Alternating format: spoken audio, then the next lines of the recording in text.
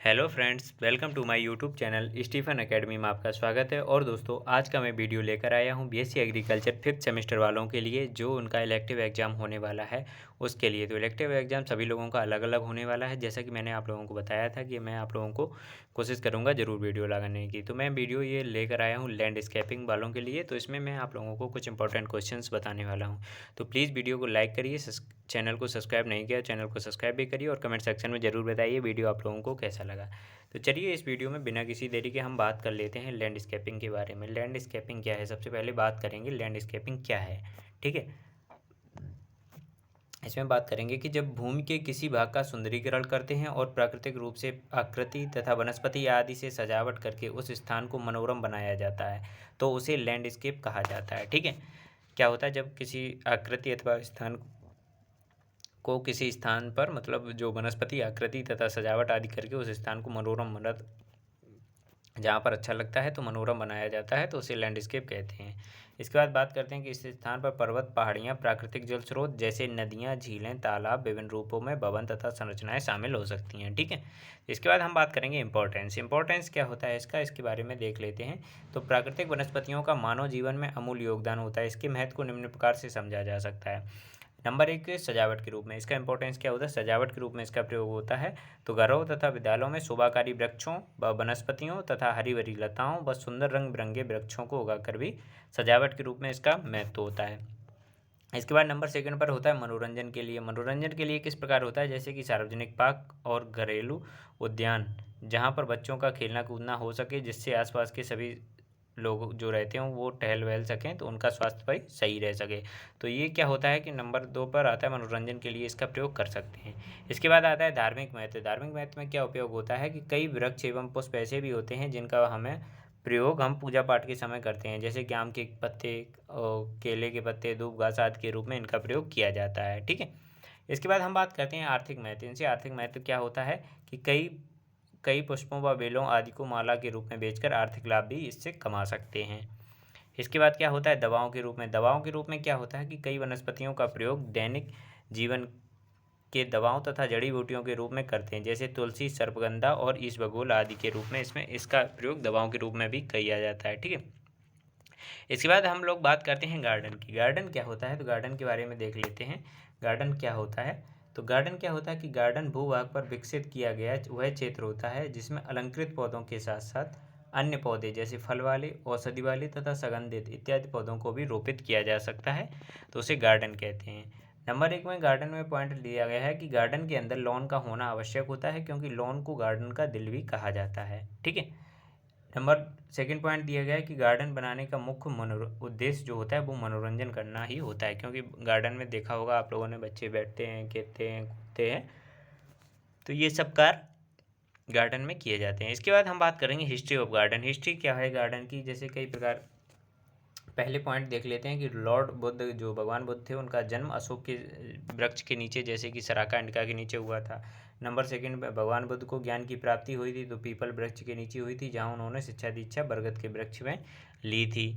Number तीन पर point दिया गया कि भारतीय शास्त्रों में पीपल का पेड़, बरगद, गूलर और सिरिस, एल्विजिया पौधों आदि का उल्लेख भी मिलता है। तो ये इसका क्या है, मतलब ये इसका एक तरीके से इतिहास दिया गया है, जो कि हम आप लोग को बता रहे हैं कि 1556 से लेकर के सम्राट अकबर ने नसीम बाग और डल झील कश्मीर में तथा टॉम गार्डन सिकंदरा आगरा में विकसित किया हुआ था। ठीक है, इसके बाद क्या दिया गया है कि 1605 से 1627 ईस्वी के मध्य जहांगीर ने शालीमार गार्डन, अक्षावल गार्डन को जम्मू कश्मीर में तथा एतमाद अब्दुल्ला गार्डन को आगरा में विकसित किया हुआ था। तो ये सब मुगल काल के गार्डन थे जिनको विकसित किया गया था।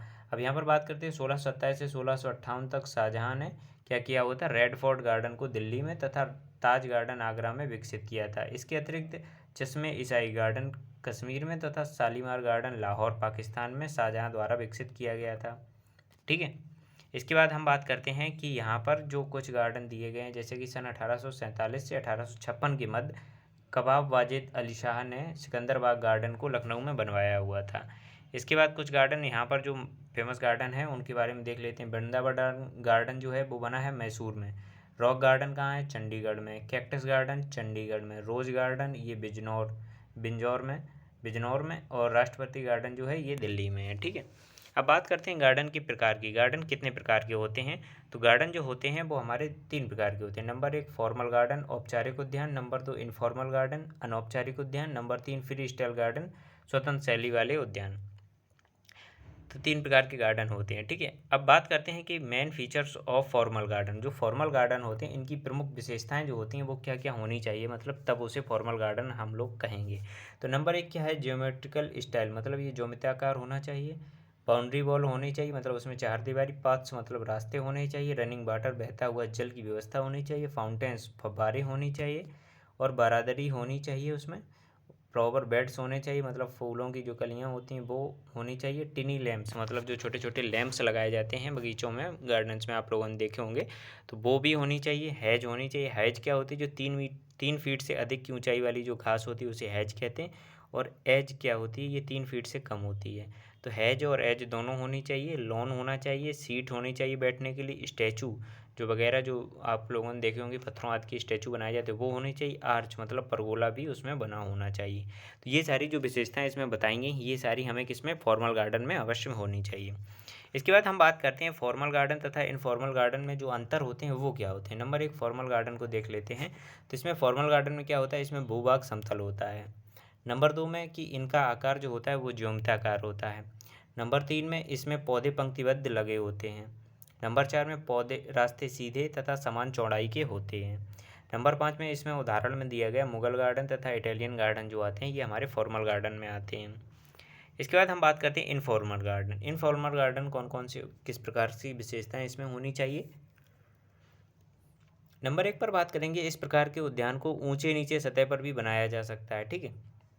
नंबर 2 पर कि इनका आकार असमान प्रकार के होते हैं। इनका आकार जो होता है असमान प्रकार का होता है। नंबर 3 में इसमें लगे जो पौधे एवं पंक्तियां होती हैं वो क्या होती हैं? क्रमबद्ध नहीं होती हैं।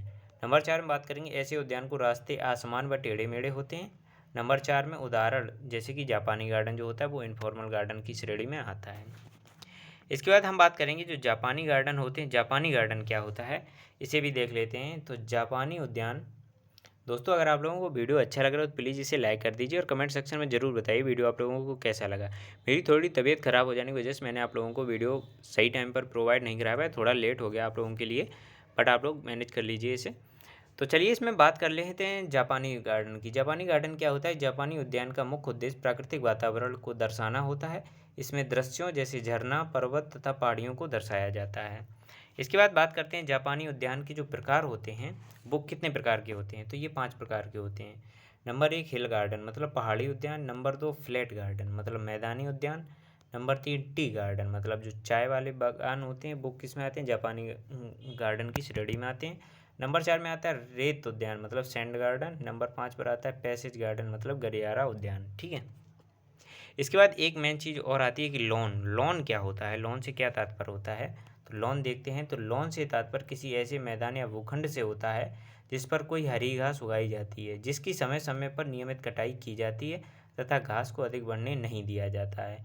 इस लॉन को उद्यान का हृदय भी कहा जाता है। जैसा कि अभी हमने बताया हुआ था कि उद्यान में क्या बताया, तो लॉन जो होता है ये गार्डन का दिल कहा जाता है। इसके बाद हम बात करते हैं कि क्वालिटी ऑफ गुड लॉन, मतलब जो अच्छा लॉन होता है उसकी जो अच्छी जो क्वालिटी होती है, मतलब विशेषताएं होती हैं वो क्या क्या होती हैं। तो नंबर 1 पर क्या होता है कि संपूर्ण लॉन हरी घास से भरपूर तथा हरा भरा दिखाई देना चाहिए। नंबर 2 में लॉन में लगाई गई घास पतली व मुलायम होनी चाहिए। नंबर 3 में लॉन में किसी प्रकार का कोई खरपतवार नहीं होना चाहिए।